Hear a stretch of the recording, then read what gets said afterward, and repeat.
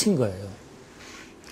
그런 이 생명에 대한 외경, 그런 것이 이제 있었는데, 이제는 이제 문화가 발달하면서 이제 막 자연을 파괴하고, 그런 생명에 대한 외경이 없어진 거죠. 근데, 놀랍게도 고대의 건축에 그런 생명의 생성 과정을 보여주는 구조가 있는 거예요. 건축에.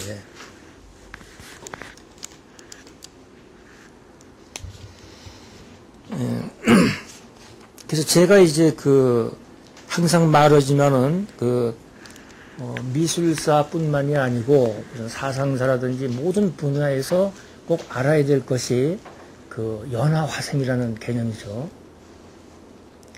그러니까 제가 여러 번 반복했기 때문에 여러분들은 다 잘 알고 계시지만은 실제로 불상이나 불화를 연구하는 분들이 연화화생을 절실하게 느끼질 못하고 있어요. 왜냐하면 저도 그랬거든요. 한 60평생. 근데 제가 연기화생이라는 이론을 이렇게 구축해 가면서 연화화생이라는 거를 그때 제가 알았어요. 그러니까 예를 들어서 이제 수월 관음이 있으면은 이제 오른쪽 발을 내려서 이제 연꽃을 이렇게 밟고 있잖아요. 그러면 불화 연구자들이나 불상 연구자들은 설명할 때 연꽃이 오른발을 받치고 있다고 그래요. 그렇게 설명을 합니다. 근데 그게 아니고 그 연꽃에서 화생하는 거예요. 보살이. 근데 굉장히 쉽죠. 쉽지만 저 자신도 불상 불화를 보면서 연화화생이라는 거를 절실하게 못 느꼈어요. 그냥 대자구나 그렇게 생각을 했지. 그 다음에 이제 운기화생이라는 이제 이노ue 선생이 이제 처음으로 설을 제기를 했는데 보통 우리가 우주에 충만한 어떤 기가 이렇게 어떤 과정을 거쳐서 이게 만물이 이렇게 이루어진 거거든요. 근데 그 중에서 이제 운기, 그러니까 구름 모양이 있어요. 구름 모양. 구름 모양에서 이제 뭐가 탄생된다고 하는 그런 이론을 처음으로 제기한 분이 이제 이노ue 선생이었는데, 제가 이제 이노ue 선생의 이론을 완벽하게 아는데 굉장히 오랜 시간이 걸렸습니다. 한 20년. 근데 완벽하게 아는 순간 연기화생이라는 이론이 동시에 시작이 됐어요. 뭐냐면 기라는 것은 보이지 않기 때문에 여러 가지 모습으로 모양으로 표현되거든요. 근데 운기화생 그러면 구름 모양만 생각하게 돼요. 근데 기라는 거는 본 적이 없기 때문에 무한한 형태로 만들어질 수가 있다는 걸 알게 됐어요.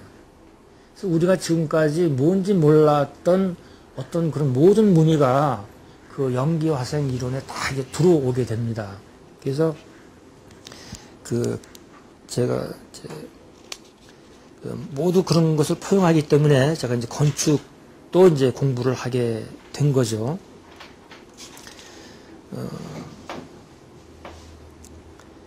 그래서 그런 연기화생의 그런 여러 가지 면모를 좀 이제 보여드리겠습니다. 그럼 시간이 이렇게 많지 않으니까 제가 이제 사진을 보여드리면서 설명을 하도록 하겠습니다. 반복이 되기 때문에.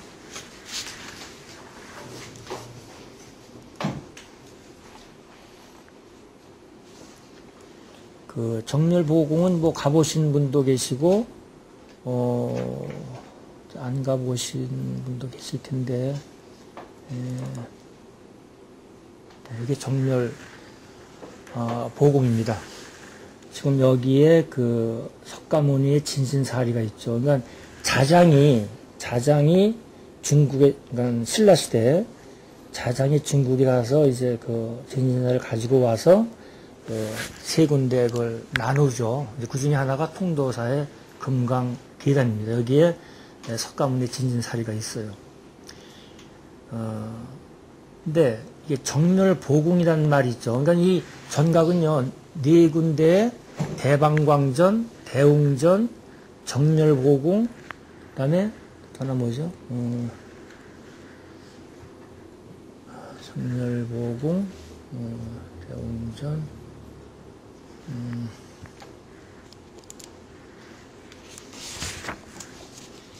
금강계단. 이렇게 현액이 4개 있습니다. 그러니까 4개 붙어 있는 건물은 이거 하나밖에 없어요. 우리나라에. 그러면 정렬보궁이란 개념을 제가 간단히 말씀드릴게요. 정렬보궁이라는 것은 그 석가모니 부처님이 이제 그 정각을 이룬 후에 처음으로 설법을 한 게 화엄경이죠, 임 부장님. 예. 그죠? 네, 처음으로 화엄경인데 그 굉장히 내용이 어렵습니다. 철학적인 내용이라. 21일 만에 했다고 그러죠. 21일 만에. 근데 그 정렬 도량에서 설법을 한 것이 그 화엄경입니다. 화엄경이 굉장히 중요하죠. 그러면 정렬이라는 것이 뭐냐? 근데 정렬이라는 것은 그러니까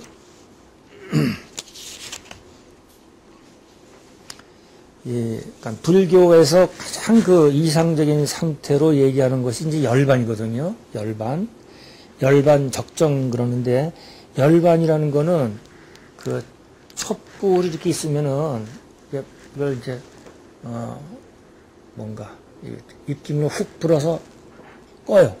그 열반이에요. 그러니까 그 번뇌의 불꽃, 그 탐진치의 그 불꽃을 없앤 상태가 열반이거든요. 열반인데, 거기에 그 상대되는 말이 그 도가사상의 청정무의라고 있습니다. 청정무의. 그러니까 노자의 사상을 그냥 한마디로 얘기하면 청정무의예요. 그러니까 그거하고 통합니다. 열반 적정하고. 그러니까 최고의 상태니까, 정렬이라는 것이 그 최고의 상태니까, 지금 정렬보궁은 그런 그 불교가 지향하는 어떤 정신적인 최고의 상태를 표현하는 건축이에요. 그러니까 그 건축이 범상치가 않죠. 그것은 이렇게 범상치 않은 거를 오늘 이제 보여드립니다. 그래서 이런 그 진신사리가 여기에 있기 때문에 불상이 필요 없는 거예요. 그리고 원래 불교는 불상을 안 만들었습니다. 500년 동안. 왜냐하면 석가모니 부처님이 열반에 드시면서 자기한테 의하지 말라고 그랬어요. 그 불상을 만들지 말란 얘기거든요. 500년 동안 불상이 안 만들어집니다. 그렇지만 일반 사람들은 예배 대상이 필요한 거예요. 의지하고 싶으니까. 그래서 이제 500년 후에 이제 불상이 이제 만들어지기 시작하는데, 이 정렬보궁에는 불상이 없고 판만 있습니다. 그러니까 이건 뭐냐면 원래의 불교상도 되돌아간 거예요. 왜 불상이 없는가? 우리가 그 태양 신앙이 옛날부터 있어 왔죠. 태양. 그러니까 태양이 없으면 우리는 존재할 수가 없는 거예요. 태양이 없으면. 그래서 이제 기독교의 그 예수도 그것이 하나 태양의 어떤 그 상징적인 것을 의인한 것이 이제 그 예수라는 이제 말도 있습니다. 그래서 가시관을 쓰죠. 난 그 가시관을 왜 썼나 그랬는데 그게 뾰족뾰족하게 이렇게 나가잖아요. 그게 빛이에요. 빛. 그러니까 태양 숭배가 굉장히 성하죠. 그래서 이 불교에서도 석가모니 부처님이 비로자나도 되죠. 석가모니 부처님이 진리를 설할 때 이미 비로자나가 됩니다.